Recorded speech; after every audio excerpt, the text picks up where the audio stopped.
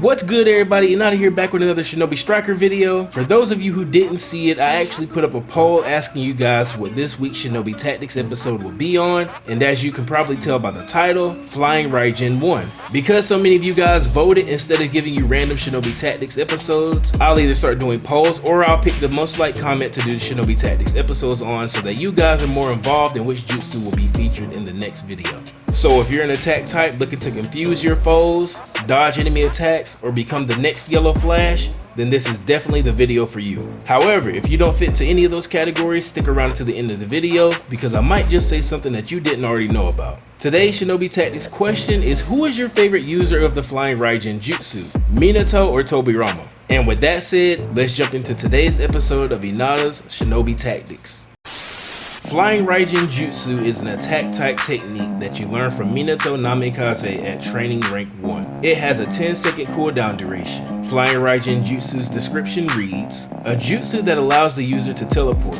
After throwing a marked kunai, the user can move through space-time to where it landed. Boost the user's close range attack power and defense after placing the kunai.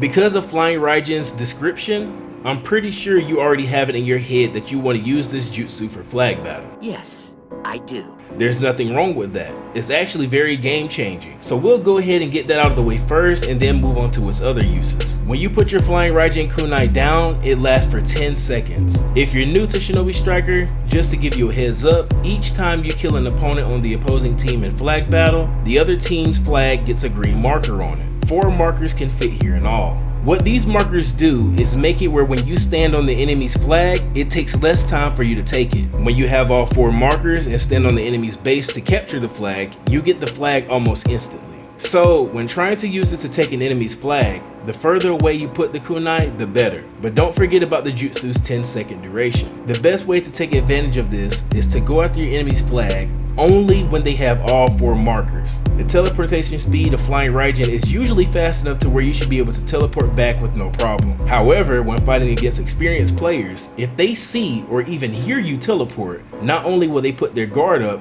but you'll become the main target and they'll make sure that they always have someone standing on their flag to ensure that you can't step on the base. So if you can help it, try not to use Flying Raijin around your enemies on flag battle to keep them guessing what your second jutsu is. But if you are able to grab the flag, make sure to put your kunai down in a good spot, get the flag, and then teleport back to your Flying Raijin kunai and run back to your own base as fast as you can. Speaking of running back to your base, one of the best jutsu to use when using Flying Raijin Jutsu in this scenario is teleportation jutsu, which I've already done a Shinobi Tactics video on, so be sure to check that out if you haven't already.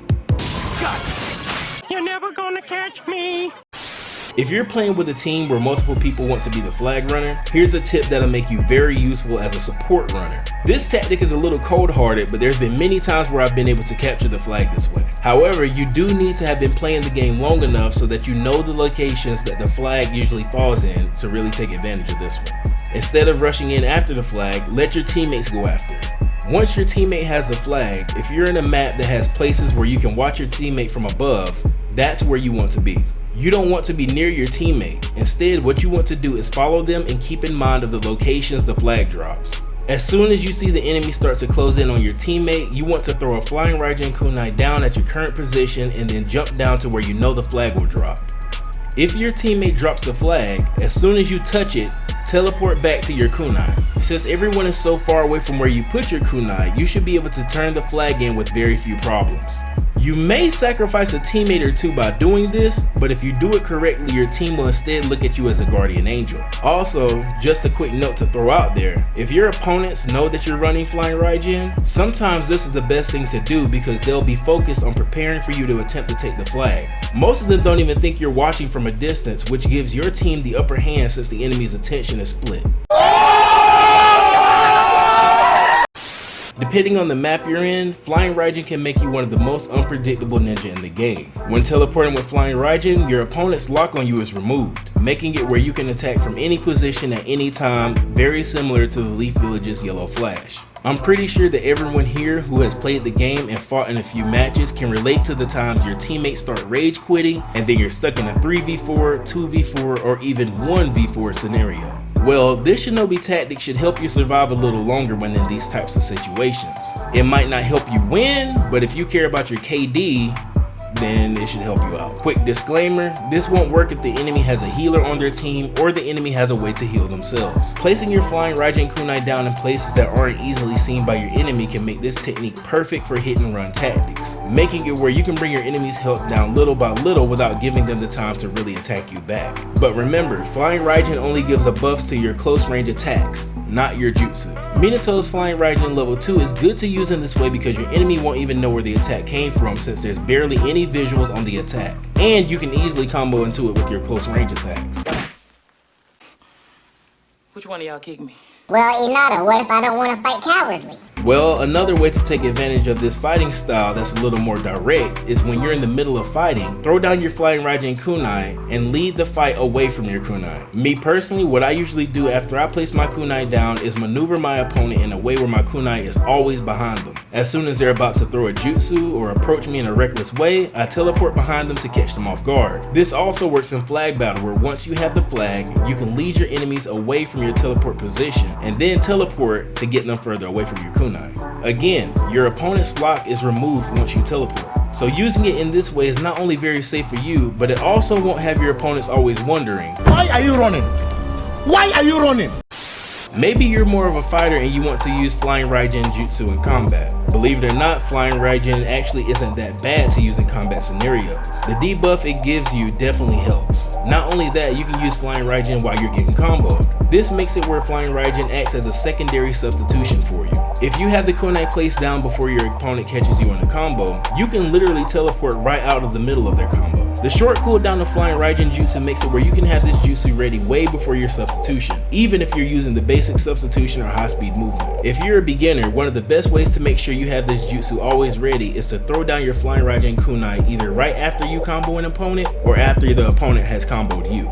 You have to be careful when putting your kunai down though, because the activation of it makes it where you're unable to move for a quick second, and with moves as fast as Obaroguruma and Hazan Strike, sometimes a second is all it takes for you to get hit and have to waste your flying Raijin instantly to get out of a combo. Another good time to put your flying Raijin kunai down is to use it right after you use a substitution jutsu. When doing this, you can charge right back in and attack your opponent, or be ready to teleport out if you end up getting caught in another combo. Me personally, I try not to go right back in after I substitute, because one wrong move and you can end up in another combo that you have no choice but to sit there and take.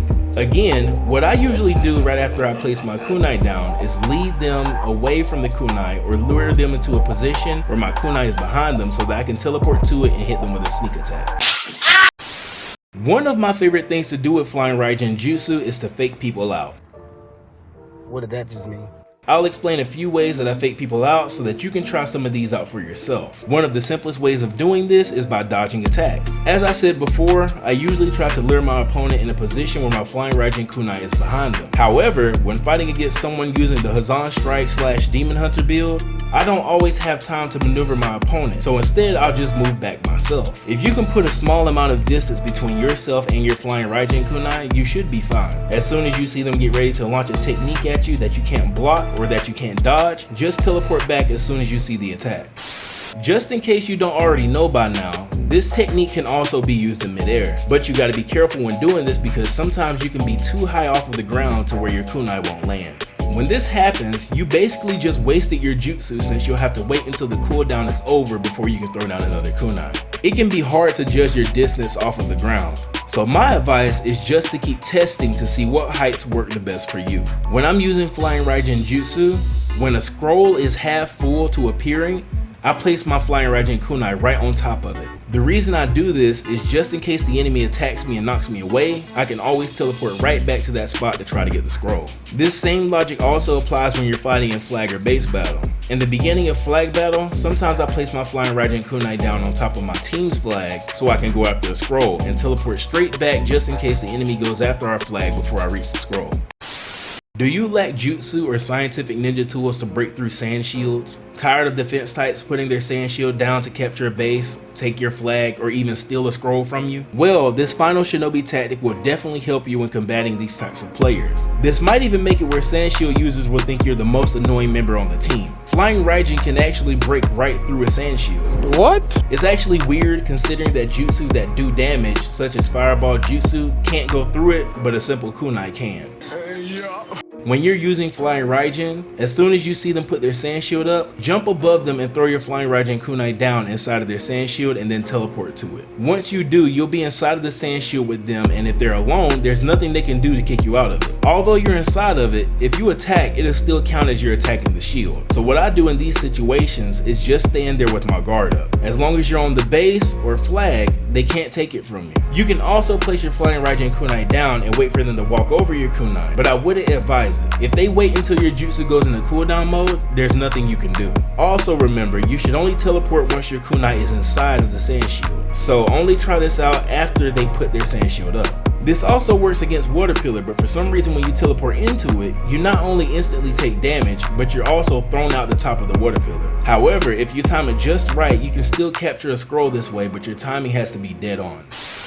And that's all for today's Shinobi Tactics video. Hopefully this video gave you some ideas on how to use Flying Raijin Jutsu in your future battles. Let me know down in the comments if you learned anything new or if you think I missed anything that you feel is important. While you're at it, if you enjoy this type of content and would like to see more, hit that like button and subscribe to the channel. If you're interested, you could also check out the videos on your screen right now to hold you over until my next video. Thanks for watching, my name is Inada, and we out here making major moves.